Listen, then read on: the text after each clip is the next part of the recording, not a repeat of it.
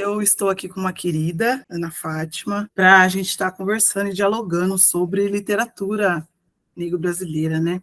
Ana Fátima, nasceu em Salvador, Bahia, educadora, pesquisadora, escritora, ativista, licenciada em letras vernáculas pela Universidade do Estado da Bahia, especialista em docência no ensino superior pela Unijorge, 2010-2012, é mestra em crítica cultural e letras na Universidade do Estado da Bahia também, 2013-2015, com a pesquisa sobre os textos diversos de escritores e escritores negros para a formação de professores, conforme a Lei 10.639, de 2003.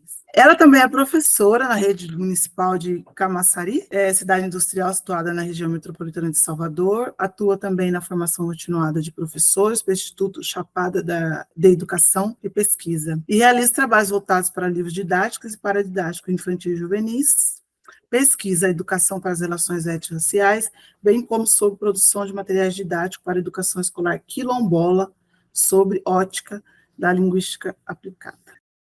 Começo com um poema seu que se chama Capoeiragem. Capoeirando, malungos somos nós, respirando com saciedade as fuligens indigestas do racismo à brasileira.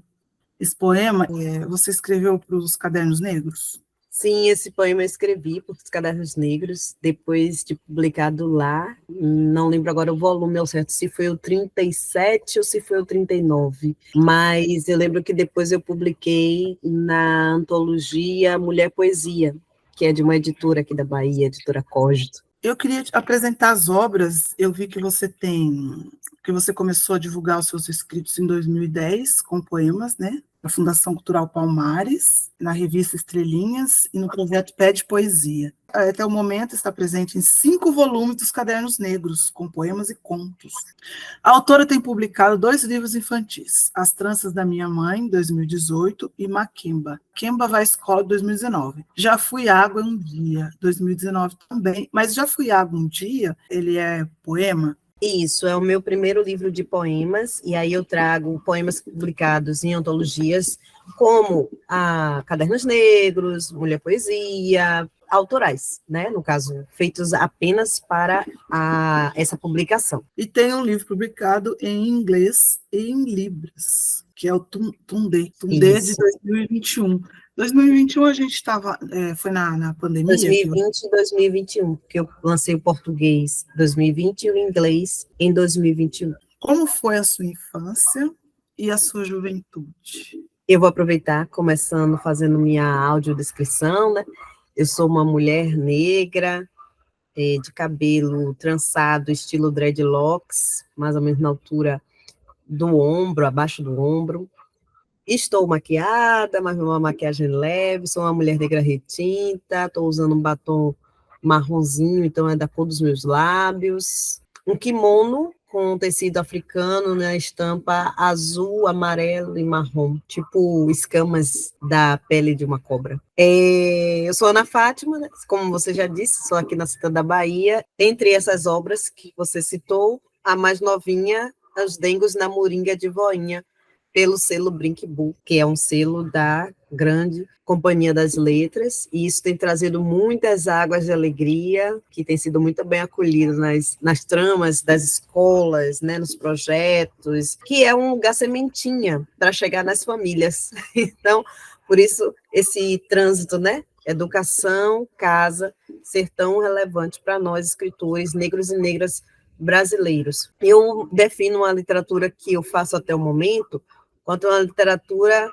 negra, negro-brasileira, segundo o conceito de Kurt Silva, que em 2010 ele cunhou esse termo, inclusive tem publicação, fruto da sua investigação de doutorado, trazendo que não é apenas a temática ou esses personagens relevantes para a gente se autodeclarar na história, né, uma literatura negra, mas sim também a autoria, os viés do cenário, a questão da temporalidade, né, que é uma temporalidade diferenciada quando se trata de africanidades ou questões negras em diáspora. Então, eu faço parte de uma literatura negro-brasileira e que faz a gente repensar muito esse lugar, né? Não que a literatura afro-brasileira ela não seja legítima, sim, Eduardo Assis Duarte fez um trabalho maravilhoso, justamente levantando, né, fazendo esse panorama de todas as autorias negras que nós tivemos século XIX, XX, e depois ele fez também um esticar com o século XXI, mas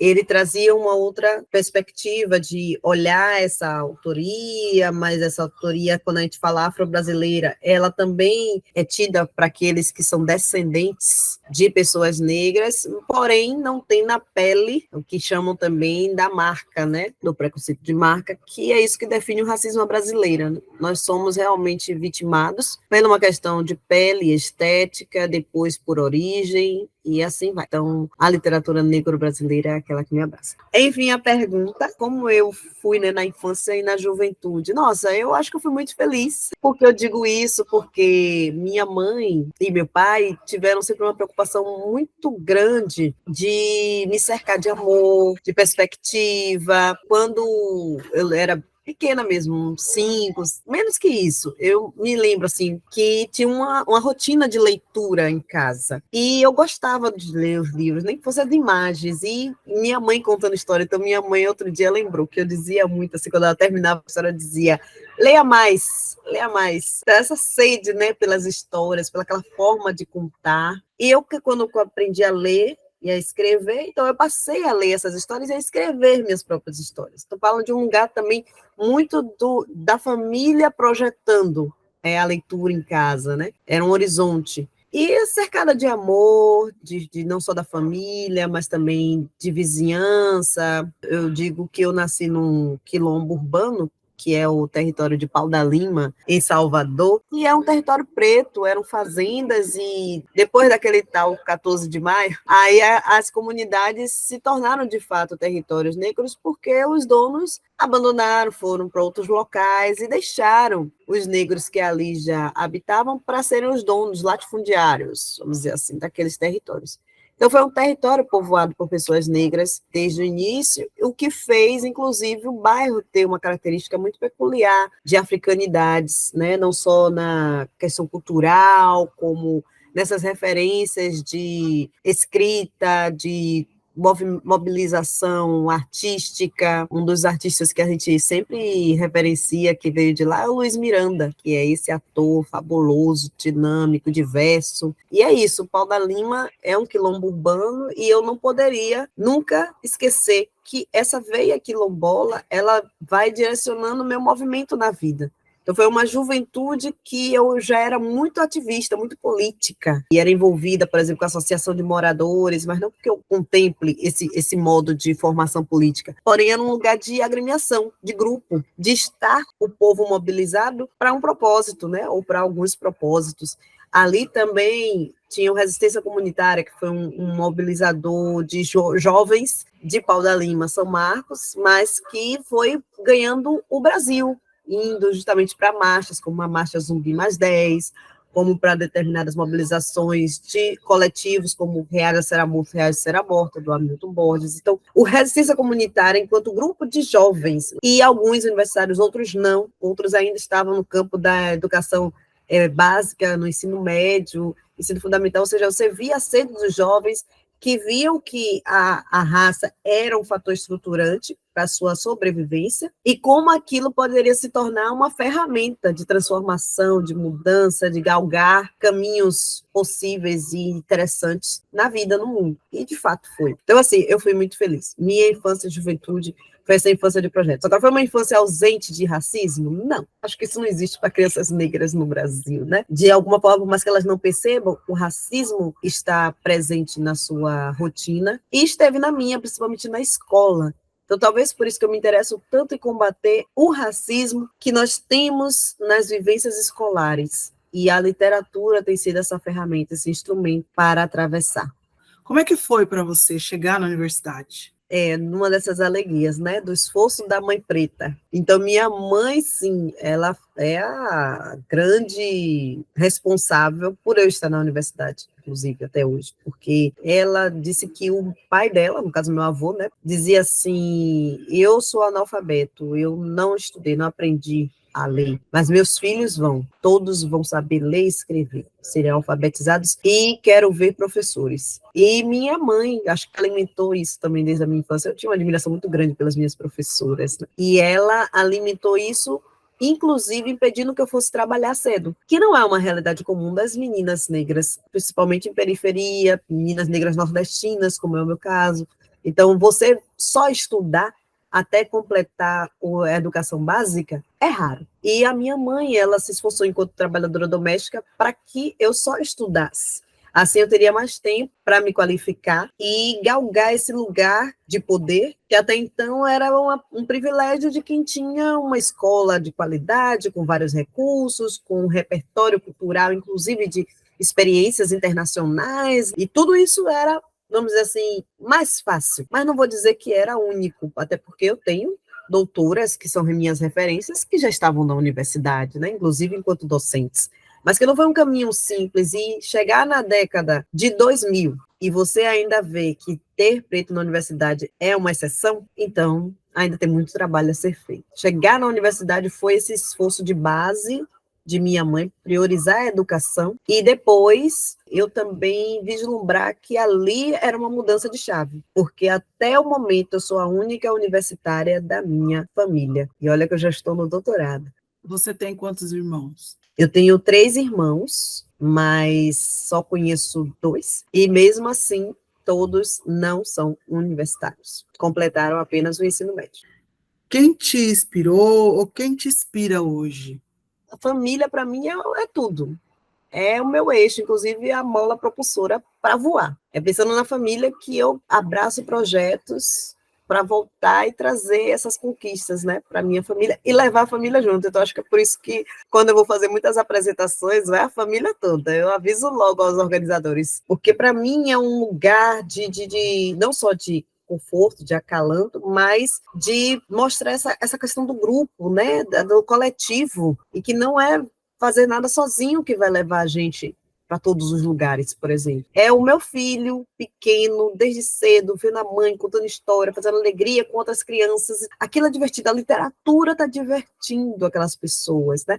É o meu companheiro indo, auxiliando, ajudando, e ao mesmo tempo vendo que aquilo está trazendo alegrias para a nossa casa, para a nossa família. E a minha mãe, ela vendo que todo aquele trabalho, todo aquele esforço que ela fez não foram em vão, e que hoje a filha dela pode também estender esse amor, esse carinho, esse afeto para outras pessoas através daquilo que eu amo, que é escrever histórias, né? Ter narrativas que contemplem a nossa existência, a existência dos nossos ancestrais. A primeira referência é minha mãe. Outra referência de luz para mim, principalmente acadêmica, é a professora doutora Ana Célia da Silva, que também foi uma das precursoras na década de 70, trabalhando a questão de educação e raça no movimento negro unificado, conseguiu estender isso, entrou na universidade, virou professora universitária, e aí com isso ela, na sua dissertação, ela provocou a questão da representação negra nos livros didáticos de língua portuguesa, que hoje a gente chama de Ensino Fundamental 1. Como era essa representação do negro em texto e imagem nesses livros didáticos? E a gente já sabe que, infelizmente, na década de 90, que foi 80 e 90 o eixo dela de análise, era a invisibilidade, por um lado, e depois a estereotipação, né? Era vistos como equiparados a animais, a questão da cor negra sempre associada à tristeza, a questões negativas, depreciativas, ou os lugares, que aí já foi o seu doutorado, a defesa do seu doutorado, sobre o lugar social do negro nesses livros. Então, a criança na escola estava aprendendo, para além do letramento alfabético, aprendendo o lugar dela enquanto pessoa negra no mundo. Não que sejam profissões de não prestígio, mas, para a época, elas eram associadas a uma falta de intelectualidade, de capacidade de conhecimentos epistêmicos, científicos. Então, tudo isso levava o negro a um lugar, inclusive, de subalternização social. A Ana conseguiu trazer para a parte acadêmica, teórica, aquilo que a gente estava vivenciando,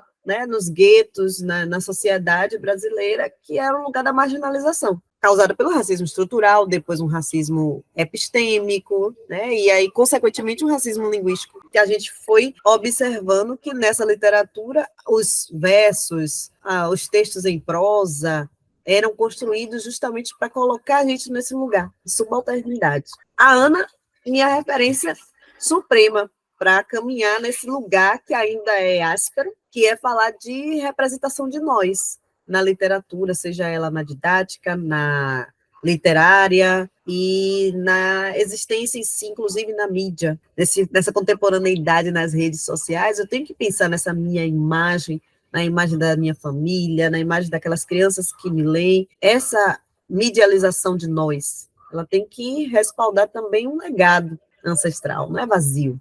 Ela tem que perpassar todos os ambientes e todas as instituições de toda forma, né? Tão bonito te ver outras escritoras, como a Heloísa, como a Kilsan, como a Valdete Tristão, como a Sônia Rosa. Isso que você faz e que os escritores fazem, e os ilustradores negros começaram a mudar essa imagem. Você acha que apesar de todo o trabalho desses anos todos, que ainda há resistência por parte de alguns professores, ou de muitos professores, na verdade, dos gestores, das escolas? Como você vê isso? O que você acha que a literatura contribui? Como ela contribui para essa temática dentro das salas de aula? A literatura, segundo alguns teóricos, e aí eu vou citar Heloísa Pires Lima, ela é uma ficção, mas essa pode ter bases reais, né? É um recontar, inclusive, das realidades, das vivências. E esse imaginário é que vai levar a gente, inclusive, a suportar determinadas dores. Então, esse lugar de eu levar a literatura para a escola, para facilitar, por exemplo, o aprendizado, o letramento, né, escolar, já caiu por terra. Não é apenas isso. A gente está levando enquanto representação social, inclusive, enquanto esse lugar de propósito ao longo alcance, para que essas crianças vejam através da literatura, inclusive, a capacidade de elas sonharem. Porque para nós, pessoas negras, desde cedo nós somos ensinados a não sonhar, a não ter perspectiva de vida, de futuro, de presente. A gente não leva em consideração todo o patrimônio que foi levantado, basilado por mãos negras, por corpos negros. Então, a gente acaba não se vendo em todos os lugares possíveis e impossíveis também. Então, a literatura entra nesse lugar de a gente se ver possível, inclusive, de existir. Aí vem, é possível essa literatura estar, né, engajada com essa Lei 10.639? Por que existe a Lei 10.639? Porque nós fomos provando ao longo dos anos, inclusive com já citei Ana Célia, mas poderia citar Landeu Naualê, e tantos outros, Jonas Conceição. Eu estou citando só referências baianas para dizer que existiam intelectuais, aí vem Lélia Gonzalez, Luísa Bairros, existiam intelectuais que conseguiram mapear em diferentes áreas do conhecimento a atuação do racismo no nosso cotidiano, no nosso dia a dia, na nossa língua, na nossa forma de se comportar, de se portar. Então, quando Neuza Santos Souza traz Tornar-se Negro, ela, inclusive, através do olhar da psicanálise, ela está dizendo, olha, a gente talvez não nasça com o pensamento de que nós somos negros, porque esse conceito de raça, realmente, ele é um arbitrário, né? Mas a gente acaba tomando essa identidade porque a sociedade o tempo todo nos coloca nesse lugar de que ser negro é negativo, prejudicial, é ignorante. Então, quando a gente se entende nesse lugar de desconforto, a gente quer mudar essa cena. Então, Tornar-se Negro também é mudar essa chave. Não, eu, enquanto negro, o que é que eu posso dizer assim? Não, eu tenho orgulho de mim, das minhas referências, das minhas,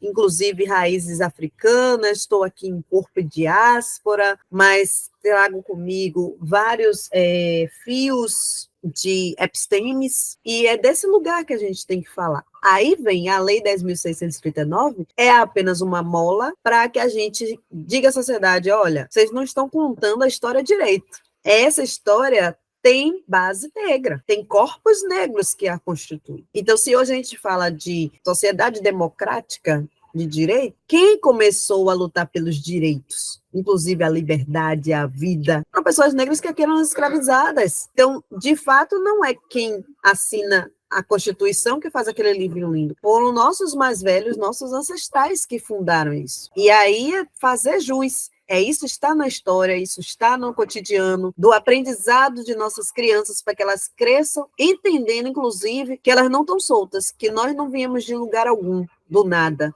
Para além da colonização, antes disso, os nossos mais velhos faziam o quê? Os nossos ancestrais estavam reinando aonde? Nossa ascendência, ela está para além do que a gente é hoje. Inclusive, a gente só é hoje porque existiu essa ascendência. E a gente está projetando como para o porvir, sem esquecer esses ancestrais. Então, por isso que a literatura tem sido o lugar de imprimir isso e dar continuidade ao legado. E os professores, de fato, eu estou generalizando, porque é o que a gente mais vê, é a ausência da implementação das histórias contemplando as existências negras nisso, nessas formações. E quando a gente questiona e implementa um projeto, leituras, não é para falar de racismo, aqui não tem isso. A gente vai ter o novembro, a gente vai ter o maio, não é de datas, que inclusive eu estou fazendo mesmo uma divulgação boa desse livro da Bárbara Carini, Como Ser um Educador Antirracista. É o lançamento dela deste ano. É um manual, praticamente, um manual, e é fruto justamente de várias pesquisas dela. Ela é uma professora doutora da área de química, mas nem por isso ela ignora a filosofia africana, a perspectiva afrocêntrica, uma perspectiva indígena também, porque é esse fora do lugar, né, fora do eixo, fora do padrão, que são esses grupos que constituem a nossa formação identitária brasileira, mas que a gente ignora as formas de fato, trazer eles para a cena enquanto protagonistas. Então, a Lei 10.639 é para trazer à cena nós, pessoas negras, enquanto protagonistas dessas histórias, desses lugares de poder, desses campos de conhecimento que nós somos. E as nossas crianças não crescerem com complexos de inferioridade, autoestima baixa, querendo seguir padrões europeus ou brancocêntricos, porque a gente já tem as nossas referências de beleza, a gente já tem a nossa diversidade cultural, que inclusive é uma gama de possibilidades.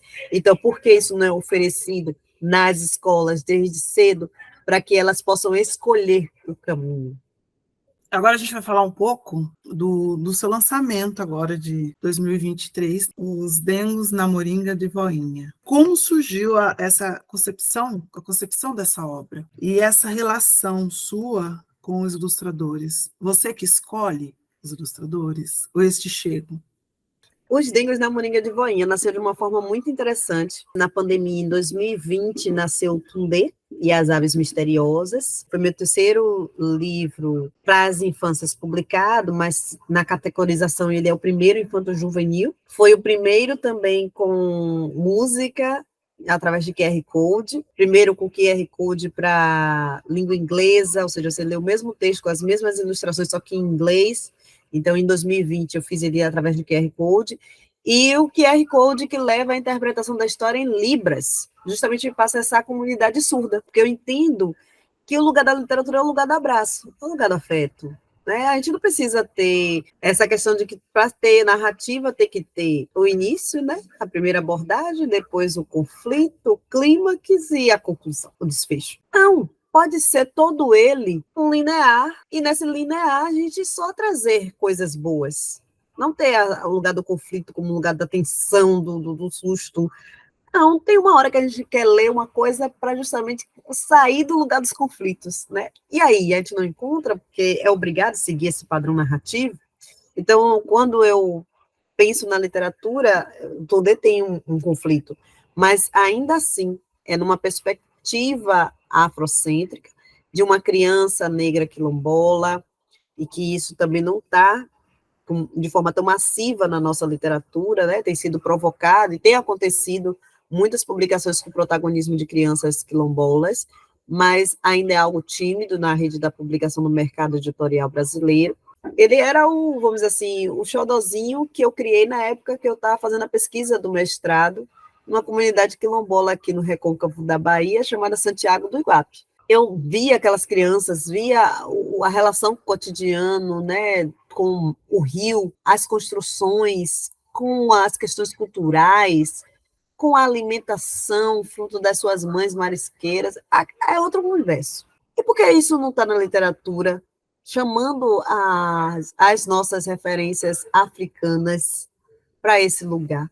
Então, o Tundê nasceu dessa provocação. Quando veio também a proposta da nossa tradutora do inglês, a Marielle Pereira, de atender a comunidade surda, então eu disse, bota QR Code, a gente lança um vídeo, e a Dilcineia Reis, que é uma professora intérprete Libras, comprou a ideia e a gente fez um vídeo belíssimo, com a assessoria do Alexandro Venas, e tá aí, a comunidade está acessando, que é importante que essas narrativas cheguem lá, porque senão a gente vai estar criando também, de novo, uma segregação, porque é uma história só para um público que sabe ler as palavras através dos olhos, e às vezes a comunidade surda não tem esse acesso a esse letramento do código, né, de letras, do alfabético. É por um outro lugar, que é a da Libras. Então, assim, 2020 nasceu o Tundê, publicado, mas junto nasceu uma inquietação da minha família estar presente nas obras. As finanças de minha mãe, eu já fazia uma homenagem ao meu filho Akin, mas eu sentia a falta de falar dos meus mais velhos. Então, eu fiz a gente chama de árvore genealógica, né? Que é aquela investigação dos pais, avós, tios e por aí vai. Eu, então, saudei a minha avó Marina, já ancestral, e quis trazer uma história dos momentos de carinho da gente. Então, os Dengos na Moringa de Voinha, eu trouxe elementos que a gente entende hoje como relicário, que é esse lugar da casa também como museu. A nossa casa é museu, a nossa casa tem várias relíquias, objetos que passaram por entes que não estão mais entre nós, mas que ali devotaram um carinho, uma funcionalidade para aquele objeto, que talvez não seja a que a gente está dando hoje, mas ao olhar para ele, a gente lembra as histórias que aqueles entes contaram. Então, todos os objetos que a gente tem em casa, que saúdam existências, eles contam história. E aí, por que não a Moringa ser esse personagem, né? Moringa não é só um objeto, ela é uma personagem que observa toda a casa, tudo que lá acontece, e acontece tudo que a gente, inclusive, vivencia, que é o trançar dos cabelos, o cozinhar para a família, o ajeitar o fogão a lenha com as especificidades que esse trabalho artesanal exige, e também aquele momento do brincar. É uma irmã que dança, é um pai que toca cuíca, é um avô que joga capoeira, e a gente tem uma história muito rica dos nossos mestres de capoeira, né? Mestre Bimba, João Pequeno e por aí vai, e hoje as mestras capoeiristas estão. É um livro que provoca a gente a lembrar das memórias do nosso lar. Ele nasceu desse momento, assim, pandemia também, era 2020, eu juntando esses pedaços de minha família, né, da história da minha família, e provocando que as pessoas que leem essa história também sejam incentivadas a narrar as histórias das suas famílias. E a Moringa é só um rizoma, né? Ela só acende o gatilho, que é as pessoas que têm algum objeto assim em casa, que vão lembrar sua infância. E eu tenho ouvido depoimentos maravilhosos dessas rememórias. E as pessoas ficam emocionadas, de fato, choram, né? Lembram de casos muito íntimos, ou com mãe, ou com tia, e isso parte de um lugar do afeto, parte do lugar do dengo.